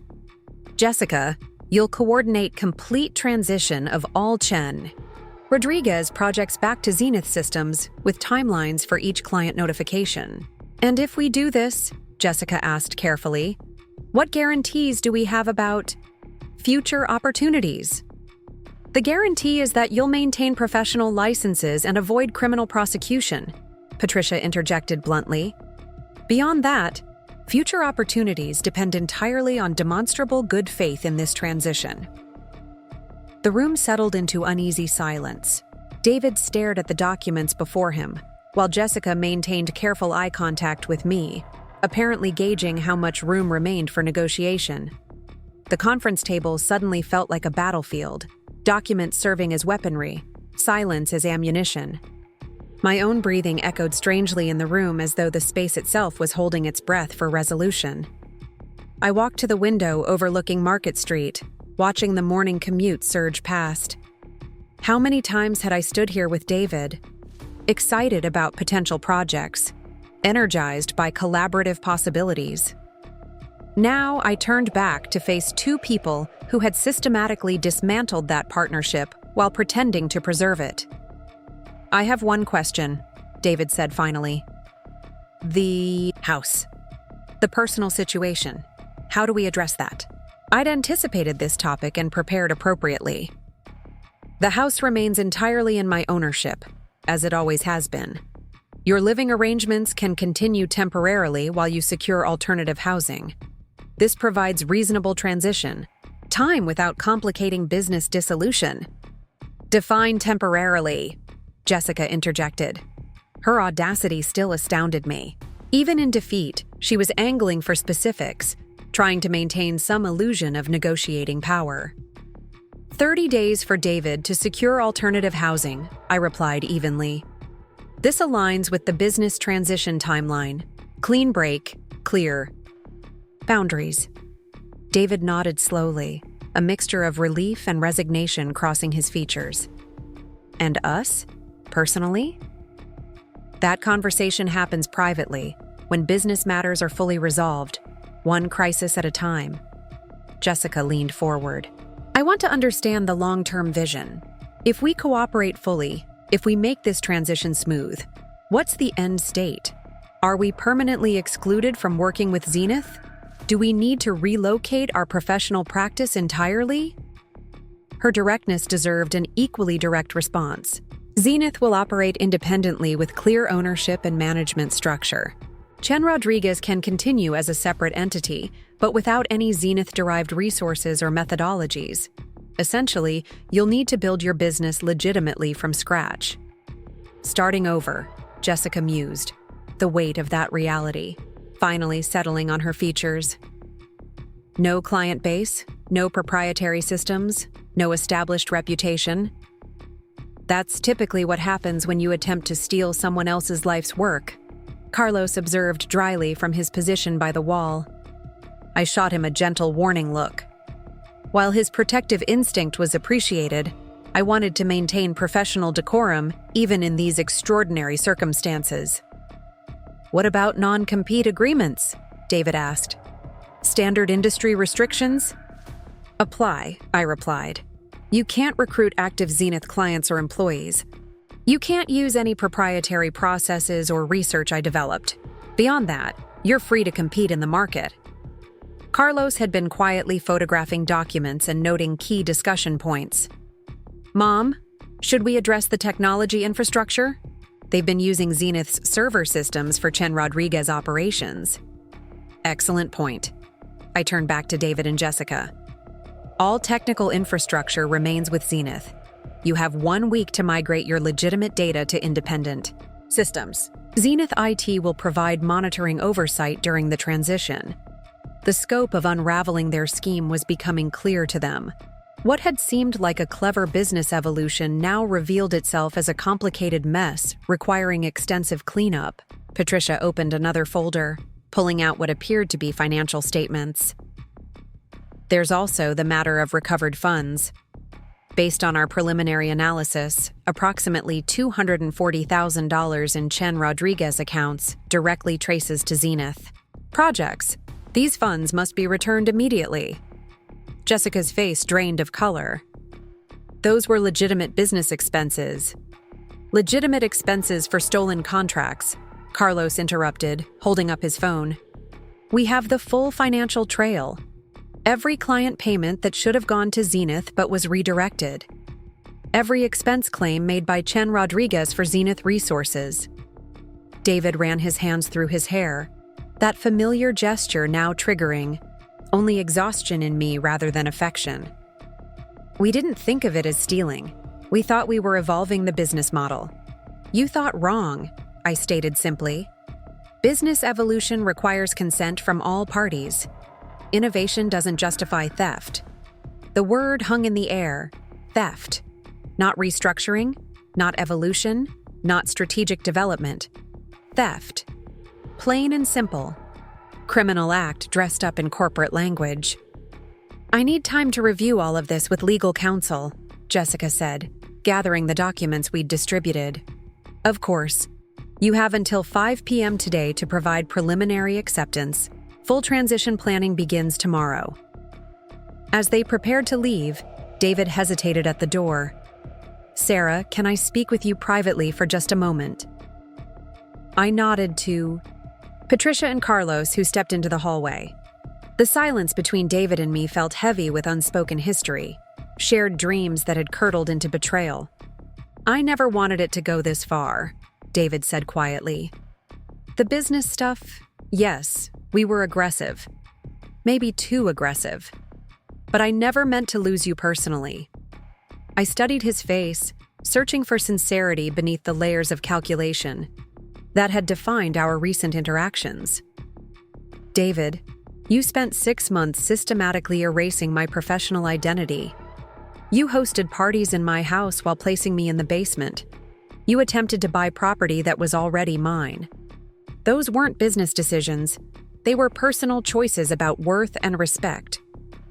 You're right, he admitted. I let Jessica's ambition and my own insecurities cloud my judgment about what really mattered. Your insecurities, I repeated thoughtfully. Tell me more about that. David slumped against the doorframe, suddenly looking older than his 50 years. When you first started the business, you were so confident, so capable. You knew exactly what you wanted to build and how to build it. I admired that, but I think I resented it sometimes. You resented my competence? I resented feeling like I was always playing catch-up. You had this vision, this expertise with historical buildings that I could never match. Jessica made me feel essential again, like my contributions were actually valued. The psychology of it was almost pitifully clear. A classic case of someone choosing validation over integrity, excitement over loyalty. I'd seen it in clients who abandoned historically accurate renovations for trendy contemporary designs, then regretted their choices when the fads faded. David, the irony is that you were essential. Your creative vision balanced my technical focus. That's why we worked so well together. I paused, considering my next words carefully. But somewhere along the line, you confused collaboration with competition. And I lost sight of what actually mattered, he finished. I'm sorry, Sarah. Truly. Sorry wasn't enough to rebuild trust, but it was a start toward understanding. The business separation is final, I said firmly. But regarding the personal situation, I need time to process everything. What we had was real, but what you did was calculated. Those two things don't reconcile easily.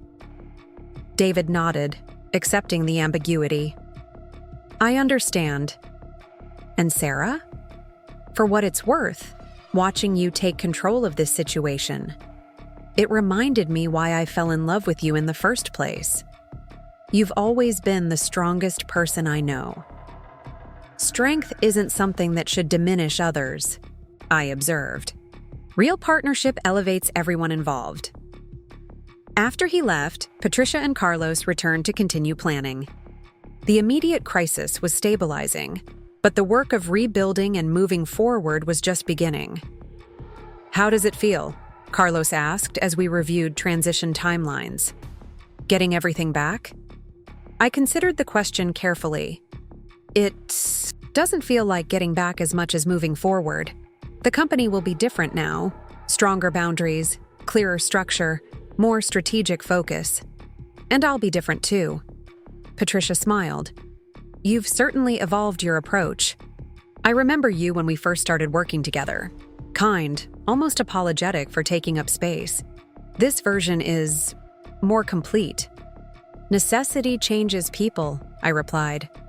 But sometimes it changes them into who they were always meant to be. We spent the afternoon creating detailed operational plans for Zenith's future. Patricia suggested implementing quarterly financial reviews, mandatory partner agreements for any future collaborations, and enhanced documentation protocols for all business decisions. Carlos proposed upgrading our digital security systems and creating redundant backups for all client data and proprietary research. Mom, I've been thinking, Carlos said as we completed the security audit. Maybe I should come work for Zenith. After this mess is sorted, you could use someone you trust managing the technical side of operations. The offer surprised and touched me. You have a promising career at Morrison. You don't need to babysit your mother's business. I'm not babysitting. I'm investing in something I believe in. He leaned back in his chair, studying me with the steady gaze he'd inherited from his father. Besides, watching you handle this situation, it's inspiring. I'd like to learn more about the business side of architecture from someone who actually built something lasting. We'll discuss terms, I said, fighting back unexpected emotion. But first, let's see this transition through. The afternoon passed quickly with legal confirmations, client notifications, and operational planning. By 4 p.m., we had established a clear framework for rebuilding Zenith with enhanced safeguards against future manipulation. My phone buzzed with a text from Jessica. Terms accepted. Full cooperation guaranteed. Meeting tomorrow at 9 a.m. to begin. Transition protocols. Transfer of seized funds will be initiated today. Please find attached preliminary transition schedule for your review. I shared the message with my team, feeling a weight lift that I hadn't realized I'd been carrying. The attachment revealed a surprisingly detailed plan, suggesting that perhaps Jessica had always known this day would come and had prepared accordingly. "That was quick," Patricia observed, reviewing the schedule on her screen. "They're not fighting at all." "Smart move," Carlos commented. "Fighting would only increase legal scrutiny and potential damages. This way, they minimize losses and maintain some professional dignity." As we prepared to leave for the day, I found myself alone in the office that had once felt stolen but now felt reclaimed. The architectural drawings on the walls, the historical property records in filing cabinets, the custom software systems I'd designed, everything was exactly where it belonged. The late afternoon light streaming through the windows cast long shadows across my drafting table, highlighting dust motes that danced in the air like tiny gold particles. I ran my fingers along the edge of the table, feeling the familiar grooves and scratches accumulated over years of use. This wasn't just furniture. It was a record of every project I'd planned, every dream I'd sketched, every challenge I'd solved, with careful measurement and creative problem-solving. My phone rang one more time that day. David. "I wanted you to know," he said without preamble, "that I've submitted my resignation to the company effective the end of business transition." "You don't have to do that," I replied, surprised. "The terms allowed for your continued employment." "I know, but I need to rebuild my credibility separately. And honestly, working for you after everything, it doesn't feel right. We both deserve better than that tension." I understood immediately. Some bridges, once broken, were better replaced than repaired. "What will you do?" I asked.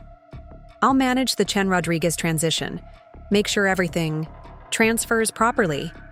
After that, maybe I'll take some time off, figure out who I am without all this. Jessica's talking about moving back to New York, working with some design firms there. Different market, fresh start. And you? I don't know yet. Maybe I'll go back to freelance work like when we first met. Remember those days? Simple client needs, straightforward project solutions, before everything got so complicated." The nostalgia in his voice almost broke through my carefully maintained professional distance. Almost. But I'd learned too much about the difference between genuine simplicity and willful blindness to past motivations. "David," I said carefully, "I hope you find clarity about what really matters to you. Just try to be honest with yourself this time, and with whoever you work with next." "I will. And Sarah, thank you for handling this with more grace than I probably deserved. You could have made this much uglier." "Ugliness serves no purpose in resolution," I replied. "I want Zenith to emerge stronger, not tainted by vengeance." The call ended with more closure than I'd expected to find. Professional betrayal had led to personal revelations, and perhaps both of us would emerge as better versions of ourselves. Driving home that evening, I took a different route, through the neighborhoods where my restored buildings stood as testament to work that endured beyond the politics of its creation. The Victorian mansion on Buchanan Street appeared as I crested Russian Hill, its windows glowing warmly in the twilight. Parking in my driveway, I noticed something I hadn't seen before. A small "for sale" sign had been placed near the mailbox. Not for the house, I certainly hadn't listed it, but for the adjacent property. The timing seemed almost poetic. As one chapter of my life concluded, new possibilities were literally next door. Inside, I found Carlos preparing dinner in the kitchen where so many difficult conversations had taken place that week. He'd ordered from our favorite Vietnamese place in the Richmond, pho and spring rolls that had fueled many late-night renovation sessions in the early days. "Victory celebration?" he suggested, opening a bottle of champagne I'd been saving for the Presidio Heights project completion. "Resolution celebration," I corrected. Victory feels too binary for something this complex. We toasted to rebuilding, to clarity, to the architectural principle that strong foundations allow for dramatic renovations without losing structural integrity. "You know what I realized today?" Carlos said between bites of pho. "All those years I thought you were just being a super mom, managing the house and supporting Dad's career. You were actually running a business and maintaining a historical property single-handedly. I never fully appreciated how much you were juggling. To be fair, I don't think I fully appreciated it either until I almost lost it all," I admitted. "Sometimes you need someone to try to take something from you to realize how much it actually means to you. And now? Now I know exactly what I'm protecting and why. It's not just about property or business ownership. It's about maintaining the integrity of what I create, whether that's a restored Victorian parlor or a company culture that values genuine collaboration." Later that night, as I reviewed the week's dramatic shifts from my favorite chair in the living room, I realized that the most significant transformation hadn't been in documents or ownership structures. It had been in understanding that professional respect and personal worth weren't gifts to be granted by others, but standards to be maintained by oneself. I pulled out my architect's notebook, the leather-bound journal I'd carried since my first days in the field, and began sketching. Not a building this time, but a concept diagram for the new organizational structure of Zenith. Clear hierarchies, transparent processes, multiple safeguards against the kind of gradual erosion I'd experienced. The basement, where I'd been relegated during that fateful party, now served as storage for holiday decorations I'd use next week when hosting a proper celebration. This time as the rightful owner of both house and business, surrounded by people who valued rather than diminished my contributions. Carlos wandered in from the kitchen, holding 2 cups of the premium coffee I'd started buying again now that I wasn't pinching pennies to compensate for mysterious expense increases. "Mom, I've been thinking about something," he said, settling into the chair David had favored. "This whole situation, it's changed how I see relationships, professional and personal. You taught me something important about not compromising core values for the sake of perceived harmony." "What's that going to mean for your future?" I asked, curious about his perspective. "It means I'm going to be more careful about who I trust, with my vision, my work, my life, but also more confident about defending those things when necessary." He paused, studying his coffee. "I used to think confrontation was negative, something to avoid. But you've shown me that sometimes confrontation is how you preserve what matters most." The conversation reminded me that this situation hadn't just affected my professional trajectory. It had created teaching moments that would ripple through my son's approach to his own career and relationships. As midnight approached, I found myself standing in my bedroom, looking out the bay window that overlooked the neighborhood I'd chosen so carefully 12 years ago. The streetlights created pools of warm illumination along Buchanan Street, highlighting the mix of architectural styles that made San Francisco uniquely beautiful. Tomorrow would bring more challenges, more rebuilt systems, more careful negotiations. But tonight, I sat in my own space, surrounded by architecture I'd personally touched and improved, finally understanding that the most important deed wasn't written on paper but enacted in daily choices about self-worth and boundaries. The greatest renovation hadn't been of buildings or businesses, but of the certainty that I belonged wherever I chose to build, create, and lead. And that certainty, once recovered, would inform every structure I designed going forward. In the weeks that followed, as Zenith emerged stronger and more focused, I often returned to this moment of quiet resolution. Not the dramatic confrontations or legal victories, but this simple evening of understanding that preservation and progress weren't opposing forces. They were complementary aspects of sustainable creation. The house stood as it always had, solid and beautiful, its foundations supporting whatever changes I chose to make. And I stood within it, equally solid in my understanding of what I'd built and what I was prepared to protect. The season's first rain began pattering against the windows, a gentle sound that had always helped me think. Tomorrow would bring new projects, new challenges, new opportunities to build something lasting. But tonight, I simply appreciated the architecture of resolution itself, how pieces fell into place once you understood the true blueprint of the situation. The basement, where I'd once been relegated during David's party, now held only holiday decorations and archived drawings, stored properly in acid-free containers and climate-controlled storage. The space had returned to its original purpose, a foundation chamber, supporting the structure above it, essential but no longer occupied by living purposes. Much like the professional betrayal itself, now archived, documented, learned from, but no longer driving daily decisions or emotional responses. The foundation was stronger for having weathered the test, and the house above continued its purpose, providing shelter, enabling creativity, and standing as testament to what could be built with vision, skill, and unwavering commitment to quality. The morning light would soon paint these same walls, beginning another day in a house that had always been mine, in a city that rewarded both preservation and innovation, in a life now reconstructed with stronger boundaries and clearer vision.